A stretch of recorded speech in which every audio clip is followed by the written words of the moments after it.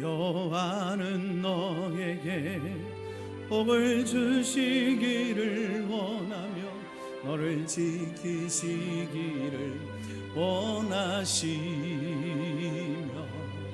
여호와는 그 얼굴을 너를 향하여 드사 은혜와 평강 주시길 원하노라.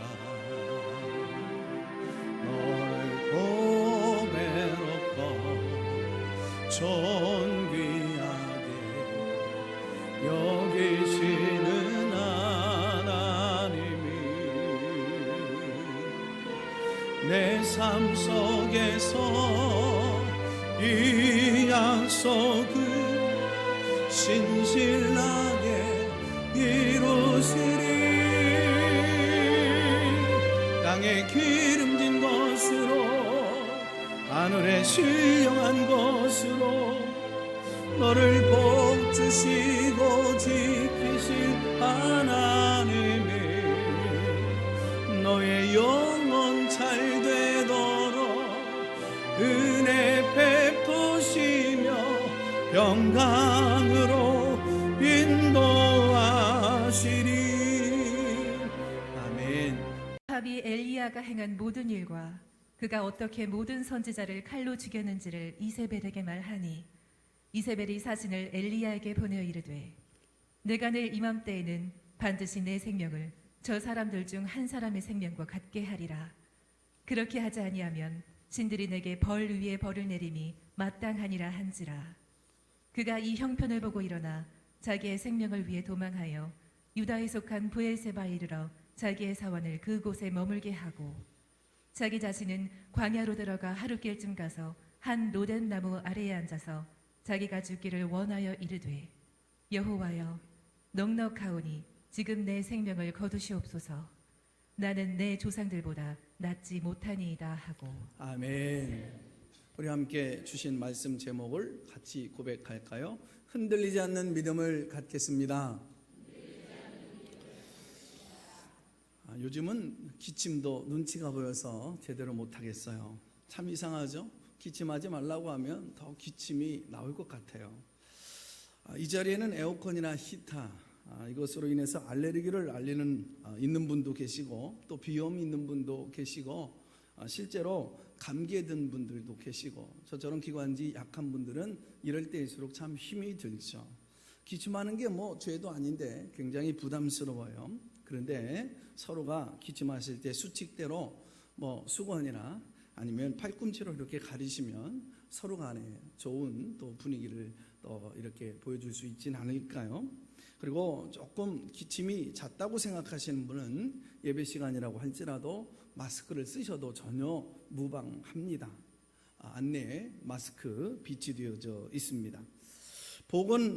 한국의료연구에 의하면 지난 2005년부터 2008년까지 4년 동안 계절 독감으로 사망한 사람의 수가 무려 2,369명이나 나왔습니다. 그러니까 매일 6명이나 7명이 독감으로 죽어간 것입니다. 예전에는 결핵이 가난한 사람만 걸리는 것으로 알았는데 이제는 빈부에 상관없이 감염되어지고 있습니다. 서울의대 내과학교실 허대색 교수는 메디컬 타임즈의 기관 칼럼에서 이렇게 결핵과 관련해서 이런 내용을 발표했습니다. 2013년 36,089명의 환자가 이렇게 폐렴으로 결핵으로 이렇게 진단되어졌고 1년간 2,466명이 사망되어졌다. 결핵은 공기 감염으로 전파되어지는 대표적인 전염병으로 매일 100여 명이 결핵에 새로 감염되어지고 있고 6명에서 7명이 매일 사망하고 있다. 전염성이 있는 결핵균 보균자가 전국에 흩어져 살면서 이동하고 있지만 대부분의 국민들은 이런 사실을 모르고 생활하고 있다. 통계청 발표에 의하면 2013년 1년 동안 폐렴으로 인한 사망자가 무려 1,800여 명이었습니다. 그러니까 매일 평균 32명씩 폐렴으로 지금도 죽어가고 있는 거죠. 이처럼 매일 6명, 7명이 독감으로 사망하고 또 다른 6명, 7명은 결핵으로 사망하고 30여 명은 매일처럼 폐렴으로 죽어가고 있습니다.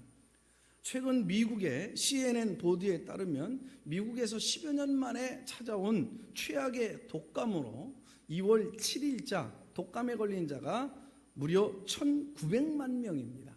1,900만 명이 독감으로 감염되어졌는데 여기에 사망자가 만여 명이나 돌파되어졌습니다.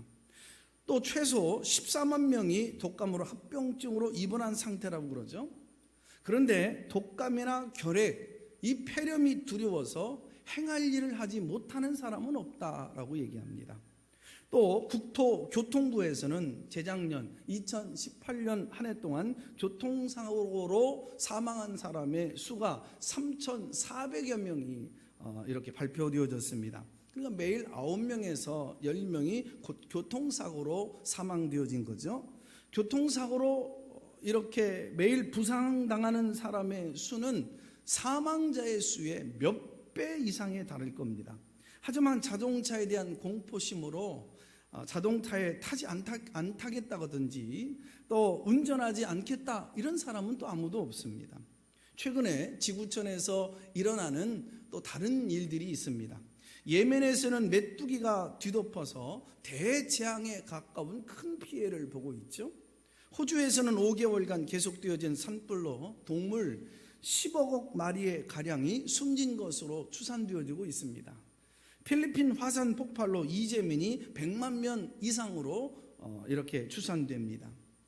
지금 전 세계적으로 신종 코로나 바이러스로 인해서 사실 두려움에 엄습해 있습니다.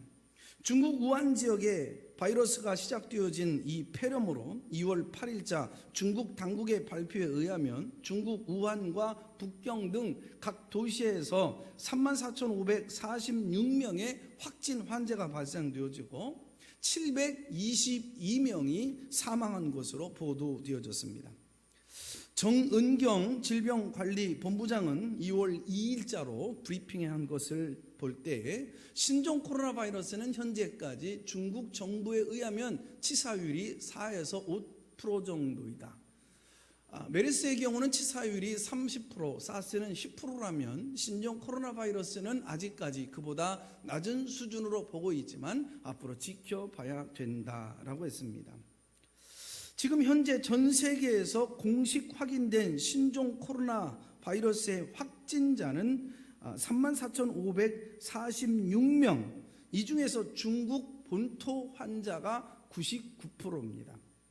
이 사망자는 724명인데 그 중에서 722명이 중국에 있는 중국 내 모두 다 국민들의 환자인데 필리핀에서 사망한 중국 우한 출신 남성 1명과 홍콩의 우한 방문 출신 1명, 이분들 사망한 것 외에는 모두가 중국 내 지역에서 확진자와 함께 사망자의 보도입니다. 우리나라 상황을 볼까요? 지금까지 확진자는 24명인데 현재까지는 모두가 다 건강 상태가 안정적이다라고 제가 들었는데 이 중에서도 완치되어지는 케이스가 지금 일어나고 있습니다. 그러면서 신종 코로나 바이러스 감염증의 위험성이 너무 과장되게 보도되고 있는 것이 아니냐, 그래서 모든 국민들을 불안하게 지금 만들고 있지 않느냐라는 내용으로 보도되어지고 있습니다. 지금 전염병은 메르스나 사스보다 전염성이 이렇게 강한 것이 문제이지만 엄밀히 말해보면 평소에 일어나는 일에 조금 더 강한 바이러스가 전이되어져 생겨진 것이라고 하는 일이죠. 우리는 지난 과거 사스와 메르스 바이러스를 잘 알고 있습니다. 그리고 이번에는 신종 코로나 바이러스로 세상 모든 사람들이 두려워 움츠러지고 있습니다. 우리는 겨울만 되어지면 감기 누구나 걸립니다. 실제로 독감에 의해서 죽고 폐렴에 의해서 죽고 결핵으로 죽는 분들이 훨씬 더 많습니다. 그런데 이번 일들을 그저 엄청나게 많은 사람들이 죽어가는 것으로 부풀려 보도한다라고 하는 그런 학계 의료 쪽에서 주장합니다. 최근 완치되어진 신종 코로나 바이러스의 국내 감염자 1번 확진자를 담당한 조승현 인천 의료원장은 신종 코로나 바이러스는 독감 수준과 비슷하다, 치사율도 독감 수준에 비슷하다라고 발표를 했습니다. 그렇지만 매일 독감과 결핵, 폐렴과 교통사고로 인한 사망 숫자의 그 어떤 비율의 생각을 해본다면 우리 국민이 지금, 아니 전 세계 모든 사람들이 지금처럼 신종 코로나 바이러스 공포에 사로잡혀 있을 까닭의 이유가 없습니다. 이것으로 위축되어지고 해야 할 일들을 제대로 하지 못하고 이것으로 인해서 모든 국민의 경제가 바닥을 치고 혼란스럽게 빠져 있는데 이것은 전혀 논리에 맞지 않다라고 하는 이야기입니다. 물론 우리가 조심해야 될 것은 조심해야 됩니다. 손을 잘 씻고 마스크를 잘 쓰고 예방하는 일에, 확산하는 일에 우리 모든 국민의 생명과 재산에 걸려있는 문제이다 보니 잘 지켜나가야 되죠. 그러나 신종 코로나 바이러스는 절대로 두려움의 대상은 아닙니다. 신종 코로나 바이러스를 예방하는 것과 공포의 노예가 되어지는 것은 전혀 다른 차원의 이야기입니다. 그러므로 이제 우리가 해야 될 일은 코로나 바이러스의 이 막연하고 과도한 공포에서 벗어나서 일상생활을 안정적으로 해 나가는 일입니다. 특별히 우리 그리스도인들은 세상 사람들과는 다른 사고의 가치와 방식으로 살아가는 사람들이잖아요. 그리스도인들이 막연한 공포와 불안에 휩싸여서 편승되어진다고 한다면 여러분, 그리스도인들과 세상 사람들 사이에 무슨 갭이 있습니까? 무슨 차이가 있으니까요? 그리스도인들이 오히려 앞장서서 세상 사람들이 두려워하고 공포에 휘말려서 어쩔 줄 모르는 이 상황 속에 이들을 안정적으로 여러분 위로해주고 격려해주고 잡아주지 못한다면 여러분, 우리가 이 세상에 어떤 선한 영향력을 행사할 수 있을까요? 공포와 불안을 제거해주는 선봉장이 되어져야 될 줄로 믿습니다. 앞으로 코로나 바이러스 사태가, 아니 성경은 이보다 더 엄한 엄청난 독종의 재앙과 바이러스가, 감염들이 더 심해질 까지로 가면 갈수록 더 강력하게 일어날 것이라고 성경은 미리 오래전부터 예언되어졌는데 사실 놀랄 일도 아닙니다. 앞으로 얼마만큼 더 전개될런지, 이것이 이제 그만 종식될런지 그것은 제가 잘 모르지만 이 땅에 그리스도인들이 지금부터 나름대로 예방수칙은 철저히 지켜가되 소명받은 일상생활에서 우리가 흔들리지 아니하고 근면한 마음, 성실한 자세로 충실하게 임한다고 할 때에 이 땅의 교회를 통해 우리 국민 역시 코로나 바이러스의 공포와 불안으로부터 속히 출애굽하게 되어질 줄로 믿습니다. 몇 년 전에 작고하신 대한민국 인플루엔자 최고의 권위자이신 고 박승철 박사님이 국가적 전염증이 이렇게 이제 창궐하고 있을 때 마치 전쟁터의 장수처럼 하시던 말씀인데 지금 이 시점에서 한번 새겨봐야 될 말씀이라고 생각해 봅니다. 전염병과 싸우는 의사는 미생물만 보지 말아라. 불안해하는 국민을 좀 보고 보건 체계에 대한 사회적 신뢰를 갖도록 하게 하는 것이 최우선적인 과제다. 자신감에 입각하여 문제 해결의 방향성을 잘 던져줘야 한다. 우리가 두려워해야 할 것은 병에 대한 두려움 그 자체다. 오늘 아침 저와 여러분이 예배를 통해서 심리적으로 위축되어져 있는 모든 불안한 마음은 다 예수님의 이름으로 물리칠 수 있기를 바랍니다. 저와 여러분이 모든 불안에서 극복할 수 있기를 바랍니다. 그 불안이 계속 불안을 낳고 사단은 더 강력하게 역사하게 될 것입니다. 2015년 메르스가 절정에 오를 때에 조선일보 오피니언에 논설위해진 주용증 선생님이 참 너무나 공감되어지는 글을 게시했어요. 참 요약해서 소개해 봅니다. 메르스보다 더 무서운 불신 바이러스가 있다. 그런데 불신 바이러스는 공간을 초월해서 마음에서 마음으로 퍼져 나가는데 이 불신의 피해는 메르스보다도 훨씬 더 엄청난 파괴력과 그리고 많은 손실과 어려움을 가져다 준다.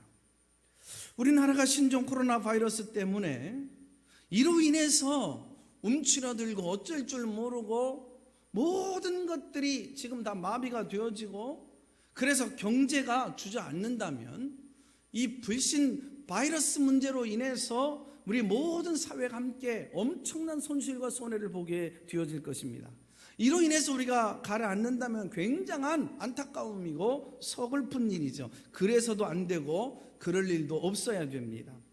IMF 외환위기 때 금부치를 모아서 세계를 놀라게 했고, 또 월드컵 때 붉은 악마로 전 국민이 단결했던 그 정신이라면 못 이길 전염병도 없고 못 이길 여러분 불신도 없는 줄로 믿습니다. 아멘이시십니까? 우리 대한민국은 못 이길 어떠한 악재도 없는 줄로 믿습니다. 따라서 불신을 고치려면 신뢰 바이러스를 퍼뜨리는 수밖에 없습니다. 이 일에 그리스도인들이 앞장설 수 있기를 바랍니다. 세상은 두려워합니다. 그 죽음이 무서운 거죠. 여러분, 우리는 믿음의 대상이 계시잖아요. 하나님이 계신 줄로 믿습니다. 그분을 의지하고 신뢰해야 합니다. 오히려 우리는 불신사회의 긍정 모드로 희망을 심어주고 격려해주고 일어나게 해주고 신뢰 바이러스를 심어줄 수 있는 그리스도인들이 모두가 될 수 있기를 바랍니다. 우리는 어떤 상황에서도 흔들리지 않고 살아가는 신앙의 자세가 저와 여러분에게는 필요한 겁니다. 요즘 같은 시대적인 상황이야말로 흔들리지 않는 믿음이 절대적 필요해요. 인생의 어떤 악전 고투 속에서도 흔들리지 않는, 요동하지 않는 인생을 살았던 사도 바울, 고린도서 전서 15장 58절에 이렇게 당부합니다. 그러므로 내 사랑하는 형제들아, 굳게 서서 흔들리지 말아라. 여러분의 수고가 주 안에서 헛되지 않음을 알고 항상 주의 일에 더욱 힘쓰는 사람들이 되라. 찬송에 이런 찬송이 있습니다. 세상 흔들리고 사람은 변한다 할지라도 나는 주님을 섬기리라. 주님의 사랑은 영원히 변하지 않네. 나는 주를 신뢰해. 오직 믿음으로 내가 살아가리라. 믿음으로 나는 살아가리라. 요즘 전 세계적인 현상, 참 그야말로 한치 앞을 예측할 수 없는 시대적인 조류 속에서 우리 그리스도인들이 어떻게 하면 흔들리지 않는 믿음과 신앙으로 살아갈 수 있을까요? 참 중요한 주제죠. 현실적인 필요한 주제입니다. 어떻게 하면 흔들리지 않고 중심을 똑바로 잡고 요동하지 아니하며 신앙이는 다르구나 살아갈 수 있을까요? 두 가지입니다. 첫째로 한번 따라 볼까요? 인간의 말에 민감하지 말고 하나님 말씀으로 중심을 잡자. 아멘이십니까? 우리가 하나님 말씀보다 사람의 말에 자꾸 주의를 갖고 민감하면 할수록 한순간에 우리의 중심이 이반되어지고 흔들립니다. 혼란스럽습니다. 기준이 금방 무너지게 되어져요.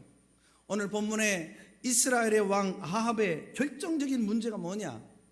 영적인 지도자 엘리야 선지자의 말을 잘 들었어요. 그래야지, 그렇게 살아야지. 그런데 문제는 뭐냐면 집에만 가면 자기의 부인, 아내 이세벨의 말 한마디에 쉽게 붕괴되고 무너지는 것입니다. 그는 선지자의 말을 들을 때는 감동을 받아요. 은혜를 받아요. 참 마음의 결단을 해요. 그런데 집에 가서 현실적인 아내의 말을 들으면 중심이 마구 요동치고 흔들리는 것입니다. 국가의 지도자답게 뜻을 정했다가도 이세벨의 때문에 금세 기준이 흔들리고 무너지는 것입니다. 우왕좌왕합니다. 중심을 잡지 못합니다. 감정의 기분에 따라서 업앤다운이 너무 심합니다. 삶의 기준이 너무나도 쉽게 붕괴되고 무너지는 것입니다. 어떻게 보면 아합 왕은 그의 아내 이세벨 때문에 분행을 자초하고 망한 사람이라고 볼 수 있는 것입니다. 오늘 우리도 적용해 볼 필요가 있어요. 교회에 나와서 예배를 드리고 찬송을 하고 말씀을 들을 때에는 믿음이 자꾸 생겨요. 확신을 갖습니다. 구역에서 식구들과 함께 예배를 드리고 말씀을 나누고 제자 훈련, 성경 공부를 할 때는 그래, 신앙인으로서는 이렇게 살아야지, 신앙의 기준이 정말로 정립되어지는 것 같아요. 그런데 사회로 들어가서, 직장으로 들어가서 동네 동료들, 벗들, 사람들이 함께 모여서 세상 돌아가는 얘기, 이런저런 얘기를 듣다 보니까 현실적으로 맞는 것 같아 너무나도 쉽게 기준이 흔들리고 무너집니다. 오늘 진지한 마음으로 한번 말씀 앞에 고백을 할 때 한번 따라서 해볼까요? 흐려지면 흔들린다.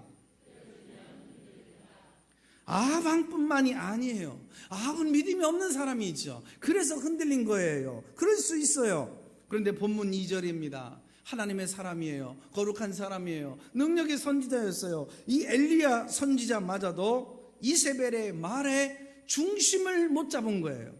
이세벨이 엘리야 선지자에게 뭐라고 말합니까? 내가 너를 내일 아침까지 죽이리라.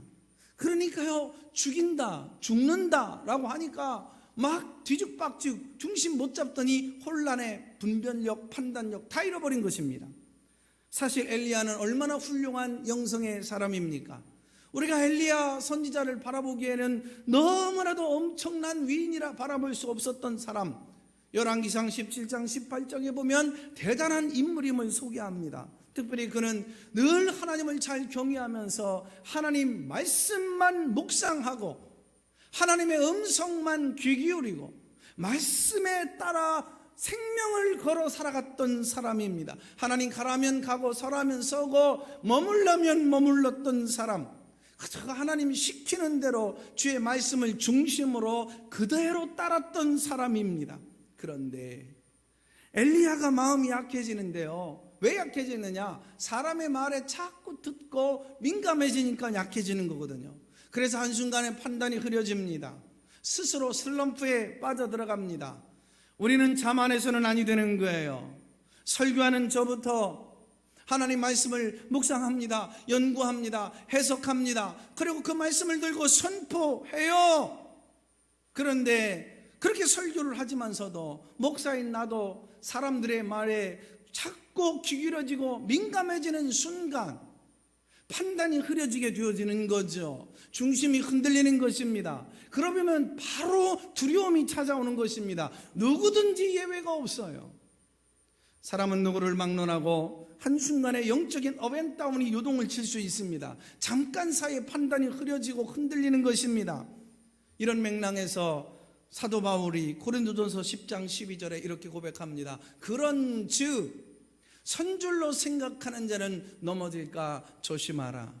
시편 1편에서도 명료하게 말씀하시죠. 복 있는 사람은 악인의 꾀를 따르지 아니하느니라. 오늘 저와 여러분이 이 영성을 유지하면서 살아갈 수 있기를 바랍니다. 현대인들은 하나님의 말씀을 사람의 의견으로 해석하려고 하는 경향이 있어요. 우리 진지하게 마음의 문을 열어놓고 말씀을 들어보십시다. 어느 날 교회 와서 설교를 듣는데 그 설교를 들으면서 하나님의 그 말씀이 나한테 참 위로가 되고 힘이 되고 용기를 북돋아 주고 넘어진 자리에서 다시 일어나게 하는, 너 흥왕한다, 잘된다, 복된 설교의 말씀이 들려올 때는 아멘 하는 거예요. 이건 나에게 주시는 하나님의 말씀으로 아멘 해요. 그런데 내가 지키기 어려운 거예요. 실천하기가 어려운 거예요. 불편한 말씀을 전하고 있는 거예요. 합당하지 않는 것 같아요. 내 상황과 도대체 맞지 않는 것 같아요. 그러면 이 순간부터는 하나님의 말씀이 아니에요. 사람의 생각이에요. 목사가 나한테 하고 있구나. 목사의 의견으로 생각하는 겁니다. 나한테는 복이 될 땐 입을 벌려 아멘이고, 나한테 적합하지 아니할 때는 오늘 목사님 왜 이렇게 소리를 지르지? 날 쳐다보고 가고 있는 것 같네. 내 스스로가 그렇게 판단할 수 있는 거죠. 그런데 사도 바울은 데살로니가전서 2장 13절에 데살로니가 교인들을 향해서 이렇게 칭찬합니다. 여러분들은 우리가 전한 하나님의 메시지를 받을 때 사람의 견해로 흘려버리지 않고 하나님께서 여러분에게 주시는 참된 말씀으로 받아들여 새겼습니다. 참 아름다운 신앙의 소유자들이죠. 오늘 우리 아가페 교회의 아름다운 신앙이 전통으로 이어지게 될 줄로 믿습니다. 가족 여러분, 하나님의 말씀만이 우리 삶의 표준이고 지표이고 가이드인 줄로 믿습니다.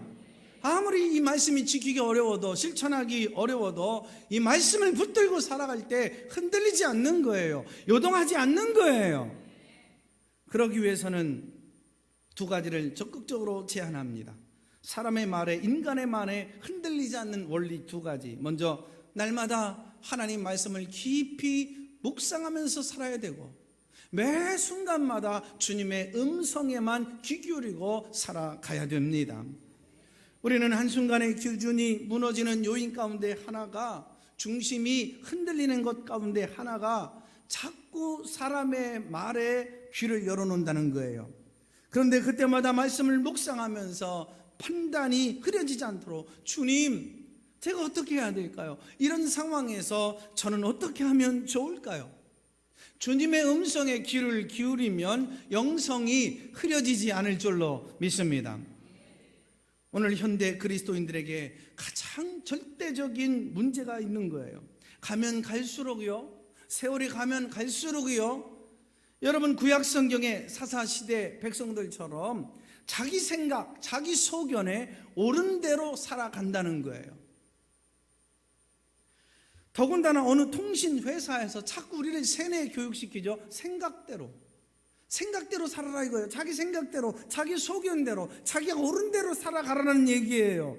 여러분, 우리는 성경대로 살아야 될 줄로 믿습니다. 말씀대로 살아야 될 줄로 믿습니다. 하나님의 음성을 우리의 삶의 중심과 기준으로, 표준으로 삼고 살아야 될 줄로 믿습니다. 늘 주의 음성을 귀 기울이며 사는 사람들은 어떠한 혼란의 와중 속에서도 중심이 무너지지 않아요. 판단력 흔들려지지 않아요. 흔들리지 아니하는 저와 여러분이 되기를 주님의 이름으로 축원합니다. 어떻게 하면 흔들리지 않고 살아갈 수 있을까요? 두 번째로 따라서 볼까요? 주변을 보지 말고 하나님만 바라보자. 우리가 잘 알듯이요, 이 엘리야 선지자는 대단한 영성의 사람이었습니다. 그는 갈멜산성에서 혼자서 850명 그 우상을 섬겼던 대적자들과 영적 대결에서 승리한 자입니다. 하나님 불을 내려주십시오. 단 한 번의 기도로 하나님이 들으시고 제단에 불을 내려 그 제단의 모든 것들을 태워버리시잖아요. 얼마나 영성이 충만했으면 혼자서 850명과 대결해도 꿀리지 아니했던 영적 기상이 있었어요. 그는 벤처 기도와 수많은 기적을 행했던 사람. 그처럼 엘리야 승리의 기치를 높였던 능력의 선지자인데, 오늘 본문에 보니 한순간에 얼마나 3절 4절에 보니까 초라한 모습으로 전략해 가는지, 개선 장군 같은 위용은 온데간데 없고 일순간에 폐잔병에 초취한 몰골로 빠집니다. 갈매산의 영웅입니다. 그 영웅 엘리야가 너무나도 초라한 모습으로 도망을 치고 있어요. 그리고 쌀이나무 밑에 누워서 앉아 깊은 디프레션에 걸려 있던 것입니다. 사람은 누구에게든지 성공 후에 갑자기 위기를 만나게 되어집니다. 자만하지 마십시오. 박수 받을 때, 인정받을 때, 칭찬받을 때 교만하지 마십시오. 한순간에 위기가 오고 시험이 찾아오고 사단이가 가만 놔두지를 않습니다. 왜 이렇게 훌륭한 엘리야 선지자, 한순간에 영적인 분별력이 흐려지고 판단이 사라지고 정신이 혼미해지고 자신이 뭘 말하고 있고 어떻게 행동하고 있는지도 모르고 초췌한 초라한 모습으로 전락해 버렸을까요? 본문 3절, 그 원인을 정확하게 규명해지고 있습니다. 이게 우리 민족이 지금 풀어가야 될 과제예요. 그가 이 형편을 보고 일어나 도망하였더라. 열왕기상 18장까지는 엘리야는 하나님만 봤어요. 하나님만 집중했어요. 하나님만 의식했어요. 850명, 야, 네가 엘리야야? 네가 능력의 종이야? 하나님 역사할 것 같아? 너 혼자야? 난 850명이야. 너 가만 안 놔둘 거야. 850명이 별의별 소리를 다 해도 요동하지는 않았습니다. 그런데 너무나도 지금 현실 상황 형편에 팩트에 중시하다 보니까 갑자기 사람이 위축되어지고 다운되어지는 것입니다. 마찬가지입니다. 우리도 똑같아요. 내가 처한 환경에 민첩할수록, 민감할수록 깊은 침체에 빠지게 되어졌어요. 내가 왜 이러지? 왜 그렇습니까? 너무 주변 환경에 집중하다 보니 그 옛날 멋있는 영웅 같은 그 믿음이 싹 소멸되어지고 말잖아요. 신앙 태도가 흔들리잖아요. 이처럼 영적 기세가 충전했던 엘리야였는데 이세벨의 그 표독스러운, 독산스럽고 싸나운 그 말 한마디 때문에 이렇게 기가 죽고 만 것입니다. 자신이 불리한 형편에 놓여 있다고 생각하니까 한순간에 위축되어진 거예요. 어떤 사회 심리학자가 우리 환경에 민감할수록 나타날 수 있는 몇 가지 부작용이 있는데 이게 지금 우리나라 현상이에요. 환경에 민감할 때 나타나는 부작용, 다 같이 한번 읽어봅니다. 시작.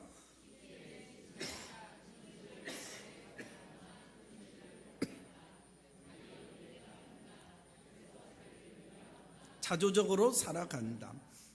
어떻게 해결하려고 하는 적극적인 태도보다는 이 모든 것이 문제는 다른 사람 때문이다, 원망하고 자조적으로 살아간다는 거예요. 사람은 누구를 막론하고 언제든지 탈진할 수 있습니다. 그런데 환경에 민첩하다 보면 자기 모습을 잃어버리는 것입니다. 본문 4절 보십시오. 엘리야가 바로 이런 현상 보여주는 거예요. 엘리야는 이세벨의 말 한마디 때문에 한순간에 초라해졌어요.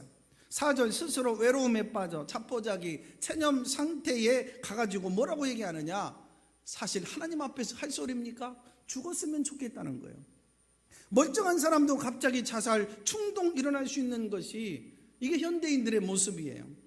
얼마나 영적으로 의기가 충전했던 엘리야인데 한순간에 쌀이나무 밑에 앉아가지고 깊은 디프레이션에 빠져가지고 죽겠다는 거예요. 사람은 누구나 환경을 중시하고 상황을 과대 해석하고, 여러분 그렇게 자꾸 집중하다 보면 스스로 탈진할 수 있습니다. 자기 스스로 위축되거나 자괴감에 빠질 수 있습니다. 얼마든지 잠재력이 스스로 안에 있단 말이에요. 얼마든지 해법도 찾을 수 있는데 현대인들은 너무나도 쉽게 자포자기해버리고 마는 것입니다. 우리는 자기 스스로를 불쌍히 여기기 시작하면 금세 마음이 어두워집니다. 치근해집니다. 심령이 잿빛 인생으로 바뀌어지게 되어지는 거예요. 오늘 간곡하게 부탁합니다. 자기를 불쌍히 여길수록 스스로 불행해집니다. 스스로 치근해집니다. 스스로 처량해지는 거예요. 저는 외칩니다. 내가 내 자신을 치근히 여기게 하지 말고 하나님이 나를 불쌍히 여기게 되어지기를, 그렇게 여겨주게 해주시기를 주님의 이름으로 축원합니다. 보면 저 자신도 나 자신을 기준으로 들수록 목사이지만 설교를 이렇게 크게 외쳐가면서 대단한 사람처럼 하지만 골방에 들어가고 목회자실 방 안으로 들어가다 보면 얼마나 약해지는지 몰라요. 이런저런 얘기가 들려올 때마다 그것을 저 자신의 기준으로 두고 살면 금방 낙심되어져요. 그러다 보면 몸이 벌써 약해지고 굉장히 저 스스로도 스스로 인생을 불행하게 만들어가게 되어지는 것을 보게 되어져요. 그럴수록 오히려 내가 나를 치근히 여기지 말고 하나님이 나를 긍휼히 여겨주실 수 있도록 오직 하나님께만 초점을 맞추고 살 수 있기를 바랍니다. 나를 보는 관점에서 하나님으로 보는 관점으로 돌려야 될 줄로 믿습니다. 엘리야는 이세벨만 보았지, 문제만 보았지, 환경만 보았지, 상황만 보았지 하나님을 보지를 못했어요. 정말 인생의 처절한 그 상황에 빠졌을 때, 절대절명의 막다른 골목에 빠졌을 때에 그의 눈이 하나님을 보았다고 한다면, 하나님의 시각과 하나님의 안경을 가지고 문제를 보았다고 한다면 하나님은 하실 수 있어. 하나님의 뜻이 계셔. 하나님의 아름다운 결말을 이루게 해주셨을 거야. 그런데 문득 문제가 생기니까, 잘 되어져야 되는 상황 속에서 갑자기 문제가 부딪히게 되어지니까 믿음을 잃어버린 거예요. 믿음의 안경을 잃어버린 거예요. 문득 하나님이 사라지고 만 것입니다. 하나님이 어떤 분이십니까? 엘리야의 기도에 응답하셔서 3년 동안 비를 내리지 아니하게 하셨던 하나님, 까마귀를 보내서 떡과 고기를 먹게 하는데 그치지 아니하셨던 하나님, 사렙다 과부 여인의 집에 가루와 그 기름이 그치지 않게 하셨던 하나님, 단 한 번의 기도로 갈멜산 산에서 그 제단에 불을 내리게 하셨던 하나님, 그 하나님이셨는 줄로 믿습니다.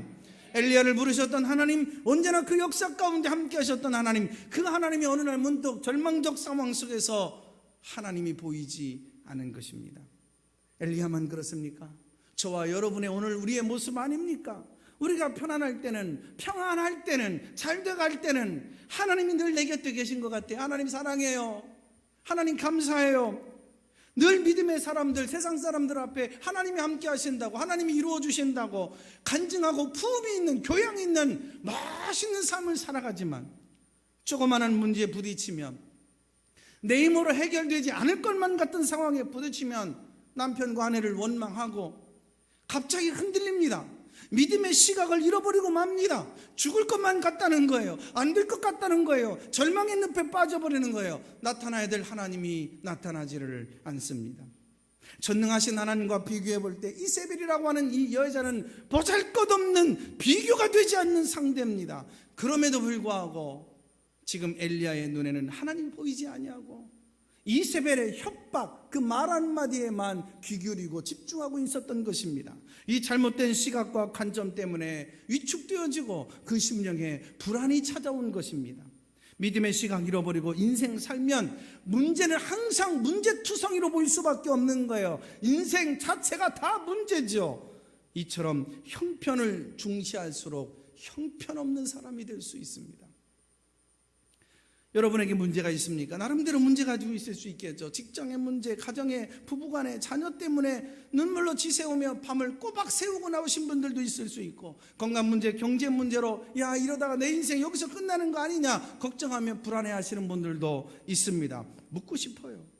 그 문제가 정말 그렇게도 여러분을 낙심케 만드는 것입니까? 아니면 그 문제를 내가 그렇게 보고 있는 것입니까? 이제부터는 시각을 바꾸고 관점을 바꿔야 됩니다. 하나님의 눈을 가지고 그 문제를 바라봐야 됩니다.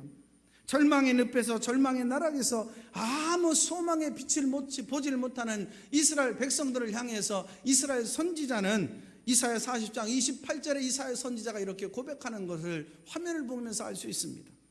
문제를 바라보는 사람은 사망의 음침한 골짜기로 추락하지만 하나님을 보는 사람은 독수리에 날개치며 올라가 같을 것이요.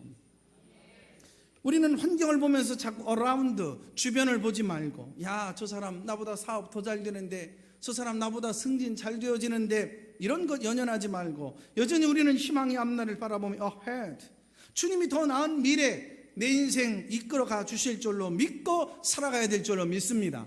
아멘이십니까? 우리의 시선이 십자가의 주님으로부터 멀어지면 영적인 질환 증세가 나타납니다. 보십시오. 주님께 집중, 초점 맞출수록 희망이 생기고 다시 회복이 일어나고 영적 면역력이 일어나고, 아니 영적 면역력이 일어나면 모든 환경을 물리치고 극복하게 되어질 줄로 믿습니다. 걱정만 할 게 아니라 온 한국교회 성도들이 지금까지 끊임없이 지탄받고 공격받았던 이 한국교회가 이제 우리 모두 대한민국을 위해 앞장서서 국가적인 위기 상황 극복을 위해 기도하며 서로 간에 격려하고 신뢰를 바탕으로 해서 영적 유니티를 이루어갈 때 사회에 좋은 영향을 근본 기회에 끼치게 되어질 줄로 믿습니다. 주님의 십자가를 바라보는 영적 시야가 흐려질 때 영적 판단력도 둔화됩니다. 예수님의 제자들이요, 예수님을 배에 모시고 배를 타고 하다가 풍랑을 만난 거예요. 배에 주무시고 계시는 주님을 볼 때는 마음의 평안함을 잃지 않았어요. 그런데 제자들이 풍랑을 보니까, 시퍼런 물결을 보니까 잡아 삼킬 것만 같으니까 막 그냥 두려워 떨면서 죽겠다는 거예요. 환경을 중시하다 보면, 문제에 집중하다 보면 예수님 옆에 계심에도 불구하고 죽겠다는 거예요. 죽음이 그렇게 무섭다는 거죠. 풍랑만 쳐다보다가 신앙이 형편없는 수준으로 떨어집니다. 어느 점집에 가보니까 그 앞에 이런 팻말이 써 있더래요. 권사 50% 디스카운트, 장로 70% DC, 목사는 완전 무료. 그게 사실입니까? 가보질 않았으니 모르겠습니다만 왜 풍랑을 볼까요? 왜 문제를 볼까요? 왜 두려워할까요? 왜 예수님을 보지 않고 있는 걸까요? 우리의 기도는 도대체 어디다가 써먹으려고 그러는 걸까요? 베드로는 풍랑이 이는 진흙에서 어두운 밤에 누군가가 나타나길래 봤더니 예수님이에요. 예수님, 반가워서 물에 펄쩍 뛰어 들어갔어요. 예수님을 볼 땐 유유하게 시퍼런 물결 걸어갈 수 있었죠. 최초의 수상 스키자 베드로가 예수님께만 시선을 집중했을 때는 파도 위를 걸어갔지만, 풀렁이는 그 시퍼런 파도를 중시하는 순간 물속으로 깊이 빠져 들어갑니다. 베드로 예수님이 잡혀가지고 십자가 지러갈 때, 여러분 그때까지만 해도 베드로는 영적인 야성과 의리가 있었습니다. 다른 제자들은 다 도망갔지만 베드로는 정말 남자답게 예수님 따라갔습니다. 베드로, 예수님께 초점을 맞췄다면 영성의 판단이 흐려지지 않았을 거예요. 베드로 그때 군인들을 봅니다. 군인들을 보니까 덜컥 겁을 먹었겠죠. 죽겠구나. 예수님 3번이나 부인합니다. 형편 중시하다 보면 형편없는 사람이 될 수 있다는 얘기겠죠. 엘리야는 오늘 이 모습을 우리에게 적나라하게 보여주는 겁니다. 우리는 이 어두운 상황 속에서 예수님 바라보고 더 십자가 바라보고 주님 바라보면서 살아가야 될 줄로 믿습니다. 이건 목사에게 하는 소리예요. 형편없이 흔들릴 때가 많으니까. 특별히 민족 위에 십자가의 능력, 십자가의 은혜가 임하도록 우리 함께 기도해야 될 줄로 믿습니다. 십자가 그 위에 나 죽었네. 그 사랑 내 속에 강같이 흐르네. 그의 생명이, 그의 능력이, 그의 사랑이, 그 소망이 내 안에 흐르고 있네. 가사를 보십시오. 그 생명 내 안에, 그분의 능력이 내 안에, 그분의 사랑이 내 안에, 십자가의 능력과 십자가의 은혜와 십자가의 사랑을 가지고 나간다면 우리는 주변 상황이 어떠할지라도 초점이 흐려지지 않을 줄로 믿습니다. 무너지지 않을 줄로 믿습니다. 우리는 흔들리고 있는 이 민족을 치유하는 한국교회와 그리스도인으로 세워지게 되어질 줄로 믿습니다. 우리는 이럴수록 초점이 흐려지지 말고 주님의 얼굴만 바라보는 정시 안으로 살아가야 됩니다. 우리가 외부 환경에 민감할수록 초점을 잃은 난시안이 됩니다. 리더십 교과서에 마스터 유어 무드라고 하는 지침이 있습니다. 자기 감정을 다스리는 사람이 좋은 영향을 줄 수 있는 아름다운 리더가 된다는 얘기죠. 오늘 아침 너무나도 잘 오셨어요. 사실 예배 오기가 쉽지 않은 상황, 남편이나 아내, 자녀가 여러분 주변 사람들이 말리고 이럴 때는 자중해야 되지 않겠느냐 했던 분들도 있을 거예요. 오늘 오셨기 때문에 다시 흐려질 수 있었던 우리의 분별력과 판단, 다시 신앙의 정시 안으로 흔들리고 있는 나를 초점을 잡고 우리 주님께만 시선을 맞추고 하나님 말씀 중심으로 사람들이 뭐라고 하든 이렇든 저렇든 얘기해도 흔들리지 아니하고 사람에 들려지는 말에 민감하지 아니하고 주변 환경에 연연하지 아니하며 그러면 그럴수록 더욱더 주님 의지하고 바라보고 주님의 긍휼을 호소하고 주님의 그 십자가를 바라보고 나갈 때 우리가 굳굳한 승리자가 되어지고도 남을 줄로 믿습니다. 이게 목사의 매력이고 우리 그리스도인들의 매력이 될 수 있겠죠. 다시 한번 저와 여러분의 마음에 간직하고 오늘 희망을 갖고 예배 마치며 밖으로 나가십시다. 따라서 한번 해볼까요? 흔들리지 않는 믿음. 우리 이 신앙으로 오히려 우리가 앞장서서 국가적인 어려움을 불신사회의 신뢰로 삼아주는 좋은 영향을 줄 수 있는 모든 우리 앞에 그리스도인들이 되시기를 주님의 이름으로 축원합니다. 우리 말씀 잠시 묵상하며 함께 기도하겠습니다. 오늘 아침 소박한 기도를 드리십시다. 주여 사람들의 말 때문에 흔들리지 않게 하여 주시옵소서. 주님 형편 때문에 흔들리지 않게 하시고 오직 주님의 십자가를 바라보며 더 의연하게 굳굳하게 나갈 수 있도록 저의 영적인 구심점이 오직 주님께만 있기를 바랍니다. 오늘 아침 참으로 존귀한 하나님의 사람들이 주의 존전 앞에 모였습니다. 민족의 위기 앞에 기도하고자 모였습니다. 사무엘 선지자가 미스바 광장에 모여 기도했던 것처럼 대한민국의 모든 성도들이 주일날 곳곳에서 십자가의 능력을 바라보며 주님만 의지하고 있습니다. 이 민족을 치유하시고 고쳐주십시오. 우리 영성을 더욱 회복시켜 주옵소서. 사람의 말에 연연하지 않고 주의 은혜를 더욱 붙잡고 신실하신 하나님만 바라보고 환경 때문에 위축하지 아니하며 인생의 어떤 악천후 속에서도 경제의 소용돌이 속에서도 반드시 주께서 내 인생을 이끌어가신 선한 목자이신 주님 바라보며 유연하게 굳굳하게 나갈 수 있도록 도와달라고 우리 짧지만 함께 기도하는 시간을 갖도록 결단하고 주님 앞에 말씀에 순종하는 시간을 가져보십시다. 사랑의 주님, 오늘 여기 나온 너무나 자랑스러운 하나님의 사람들 한 분 한 분을 주님 손잡아 주옵소서. 너 참 잘하고 있다고 손 내밀어 주옵소서. 분명한 말씀으로 인도하여 주옵소서. 이 시간 우리의 시선이 십자가의 능력을 바라보기를 원합니다. 그 십자가가 나 자신과 우리 가정 이 민족을 치유하고 고침받게 하여 주옵소서. 한국교회가 우리들이 불신사회를 신뢰사회로 회복해 나가는 일에 쓰임받고자 하고 원하오니 저희들에게 성령 충만으로 기름 부어 주시옵소서. 주님, 흔들리지 않고 살겠습니다. 주님만 바라보겠습니다. 사랑의 주님, 오늘 여기에 나온 너무나도 자랑스러운 하나님의 사람들, 아가페 가족들 한 분 한 분 주께서 손잡아 주십시오. 사랑한다, 잘했다, 손 내밀어 주옵소서. 더 분명한 말씀으로 인도하여 주옵소서. 하나님, 우리의 시선이 십자가의 능력을 바라볼 때 이 민족도 치유받고 고침받게 하여 주시옵소서. 한국교회가 우리들이 불신사회를 신뢰사회로 회복해 나가는 일에 쓰임받고자 하오니 저희들에게 성령 충만함으로 기름 부어 주시옵소서. 예수님의 이름으로 기도합니다.